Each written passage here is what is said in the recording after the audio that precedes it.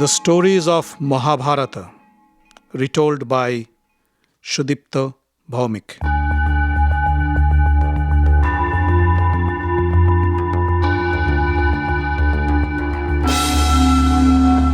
Welcome, dear friends, to another episode of The Stories of Mahabharata. During the last episode, we learned how the Pandavas escaped the flaming house in Varanavata.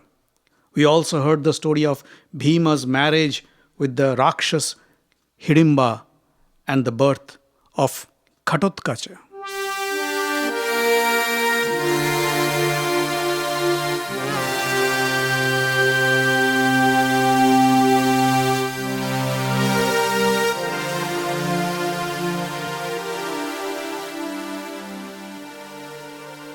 The Pandavas and their mother Kunti were leading more or less a peaceful life in the village of Ekachakra.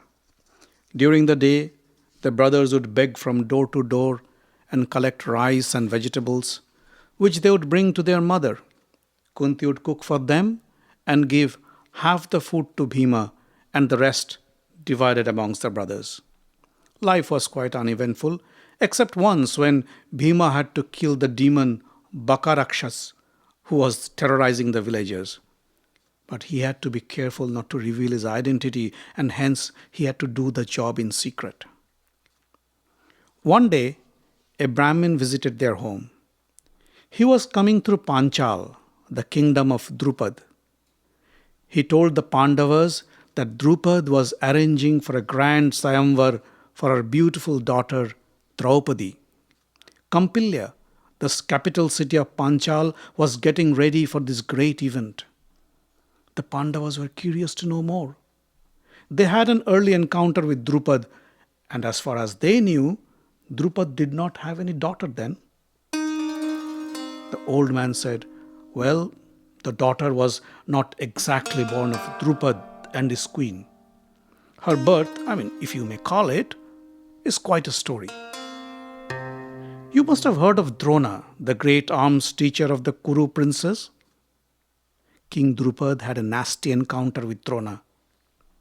He then narrated the story of how Drona had humiliated Draupadi with the help of his students, the Kuru princes.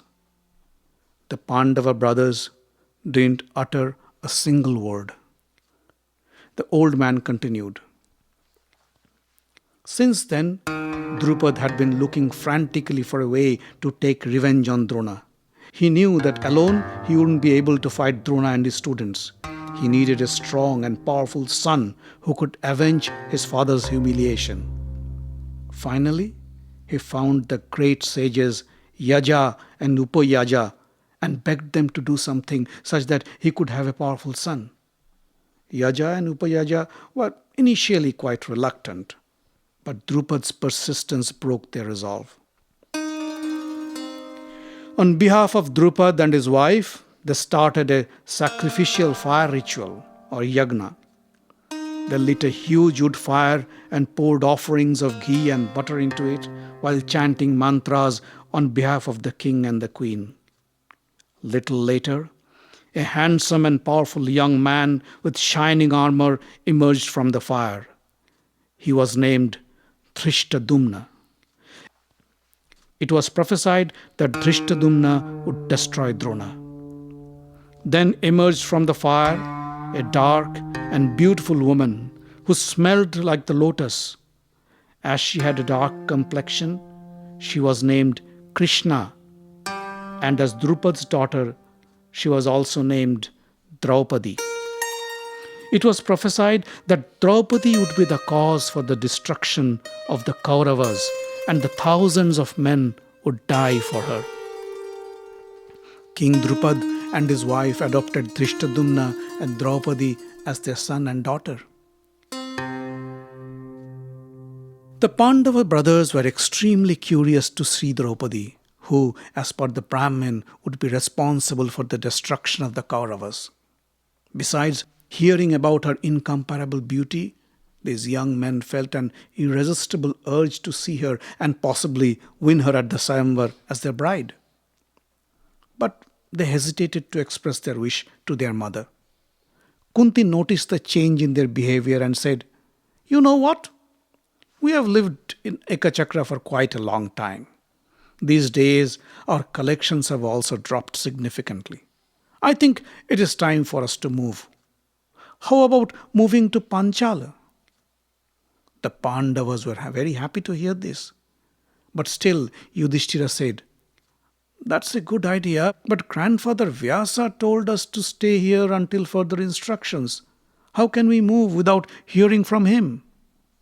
No sooner Yudhishthira uttered these words, Vyasa appeared and said, "My dear Pandavas, Kunti is right.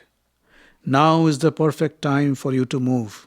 You must move to Panchal and you must participate in Draupadi's Swayamvara, for it is Draupadi's destiny to be your wife."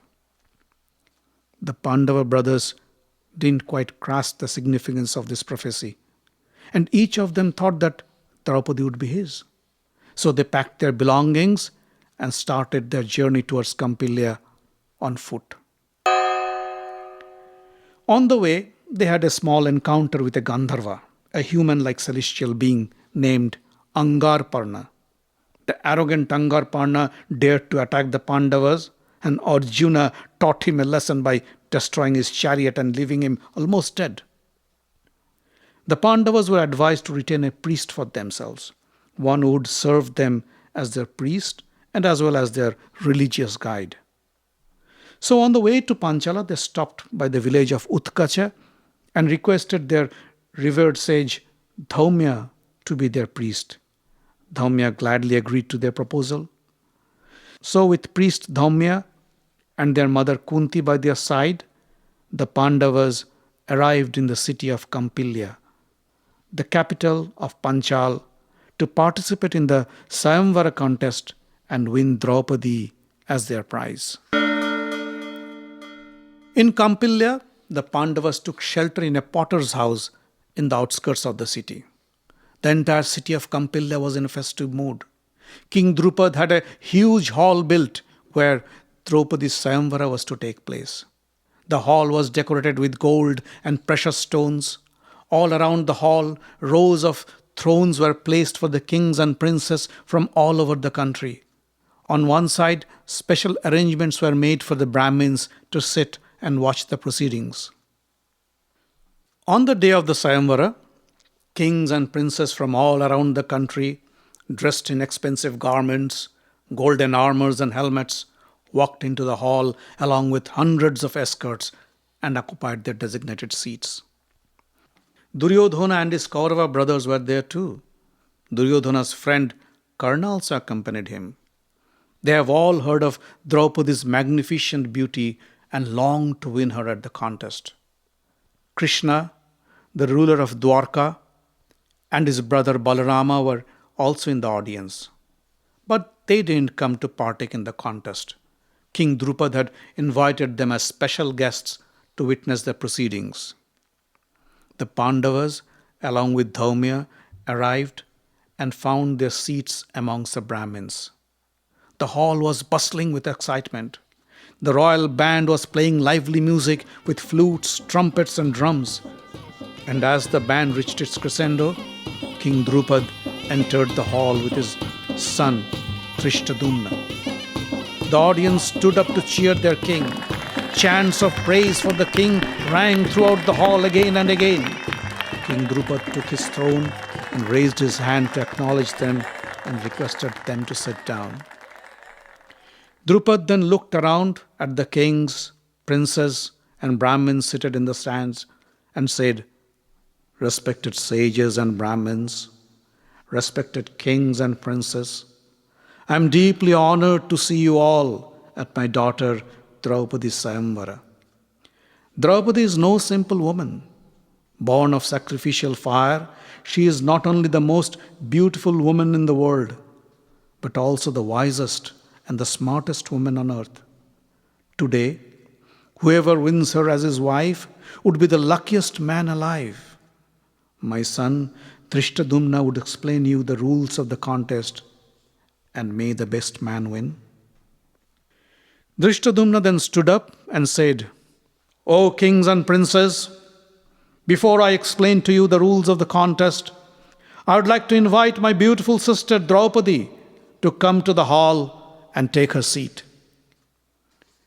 As soon as he uttered the words, the sounds of the trumpets and the conch shells rang through the hall. Thundering drum rolls reverberated through the auditorium, and through the main doors entered Princess Draupadi, escorted by her two maids. The entire hall gasped in disbelief when they saw Draupadi. She was more beautiful than what they had heard and expected. The lotus fragrance emanating from her perfect body intoxicated the princes and the kings. They all lusted for her and started shouting like hooligans, shedding all shreds of dignity. "You are mine, Draupadi!" shouted some. "No, no, she is mine!" shouted the other. Some of them broke into fistfights, and the guards had to intervene to break them up. After Draupadi took her seat, the crowd calmed down a little. In the meantime, Krishna was looking around, searching for some familiar faces. Suddenly, he noticed 5 handsome-looking brothers with long hairs and long beards and wearing simple clothes seated amongst the Brahmins. Right away, he recognized them as the Pandavas. He drew Balarama's attention and whispered into his ears, "Look at that corner.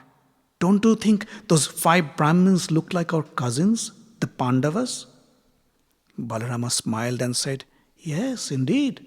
I'm pretty sure they are our beloved cousins. So they survived the fire after all." Krishna smiled and said, "Well, I had no doubts about that." Drishtadumna stepped into the center of the hall and stood next to a small, round, reflecting pool filled with crystal clear water. He looked at the seated kings and princes and said, "O kings and princes, as you have seen, my sister Draupadi is no ordinary woman. Her beauty is unparalleled in the universe. Hence, to win her as a bride, you will have to pass a test that is worthy of her." He pointed to the ceiling and said, "Look above. You see a golden fish hanging there? And below the fish, can you see the disc rotating? The disc has a hole in it, and as it rotates, it passes over the eye of the fish.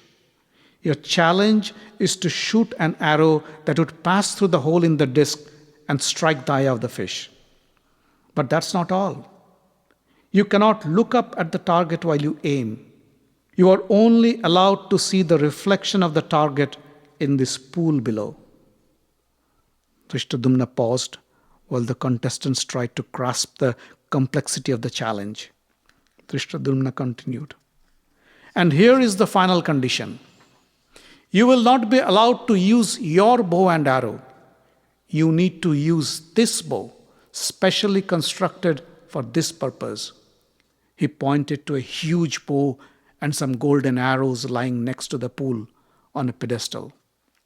"You will have to string the bow and then shoot the target using one of these golden arrows. And by the way, you will have only one chance to hit the target. Good luck, and may the best archer win." Drishtadumna finished his speech, and as he walked back to his seat, a murmur went through the seated audience. The magnitude of the difficulty of the task was slowly hitting home. Some of them gave up and left the hall. Some complained that this was unfair. Why set up such a test which no one could pass? But Draupadi was too attractive for many to give up an attempt. So one by one, the contestants came down by the pool to try their luck. But most of them couldn't even lift the heavy bow, let alone string it and shoot. Those who managed to lift failed to bend the bow. Some who managed to bend it a little were thrown away by the spring action and had to go back to their seats, tending to their sprained arms and injured backs. When his turn came, Duryodhana stepped up to the plate, and to the amazement of the entire audience, he effortlessly picked up the bow and strung it. He then picked up a golden arrow, engaged the arrow to the bow, and then kneeled down by the poolside with his bow and arrow pointed to the target above his head. He looked at the reflection of the target to aim and then released the arrow. With a loud twang, the arrow passed through the hole in the disc, but unfortunately missed the eye of the fish. Duryodhana stamped his foot in frustration and went back to his seat. Draupadi sighed in relief. She had heard about Duryodhana and his arrogant attitude and never wished to be his wife. Karna knew very well that if anyone in this world could succeed in this test, it was him. Draupadi's beauty impressed him too, and deep inside he also wanted to have her as his bride. But he wanted his friend Duryodhana to try first. So when Duryodhana came back to his seat, Karna asked him, "My dear friend, can I give it a try?" Duryodhana said, "Yes, of course. Go ahead and show them who you are." Karna walked down the aisle to the center of the hall and stood below the target, and then picked up the heavy bow as if it was nothing but a piece of straw. With equal ease he strung the bow. But as he was getting ready to aim, Draupadi cried out, "Stop! Don't shoot! I'll never accept a charioteer's son as my husband." Karna froze in his stance. Draupadi's words entered his ears like molten lava. For a moment he felt like he would explode in anger. But he took a deep breath and controlled himself. He slowly put down the bow and walked back to his seat without uttering a single word. Duryodhana was angry too. He stood up to protest, but Karna stopped him, saying, "Let it go, my friend. Draupadi has exercised her discretion, and she has the right to do so. It is her Swayamvara after all." But now, no one was left to meet the challenge. Drupad and Drishtadumna were deeply frustrated. All this arrangement for nothing? All this pomp and grandeur to go to waste? Was this test really so difficult to pass? Suddenly, Drupad noticed a tall and handsome young man stand up from the Brahmin's sitting area. He spoke to another equally handsome Brahmin sitting next to him and then walked down towards the royal stand. It was Arjuna. When nobody was left to attempt the test, Yudhishthira and their priest Dhaumya asked Arjuna to give it a try, knowing very well that Arjuna and only Arjuna could pass the test with flying colors. Arjuna came in front of Drupad and said, "O king, would you permit a Brahmin like me to make an attempt?" Drupad smiled and said, "Sure you can. Brahmins are of higher order, and if you pass the test, then I'd have no objection in giving my daughter's hand to you." Arjuna bowed to him and then stepped down to the pool below the target. With utmost ease, he picked up the bow and swiftly strung it in seconds, as if it was a simple toy. He then placed an arrow on the bow, pulled the string pointing the arrow up to the target, looked down at the reflection on the waters of the pool, and aimed for the eye. The entire hall became silent, as everybody held their breath to see what happened next. Suddenly, a twang of the bow was heard, followed by a loud clatter. Arjuna's arrow went straight through the hole in the disc and hit the fish's eye and broke it into pieces. A loud roar rumbled through the audience as the Brahmin shouted and danced in joy at the success of one of their boys. The royal band played the marriage tune as Draupadi walked down to Arjuna and put her garland on his neck, accepting him as her husband.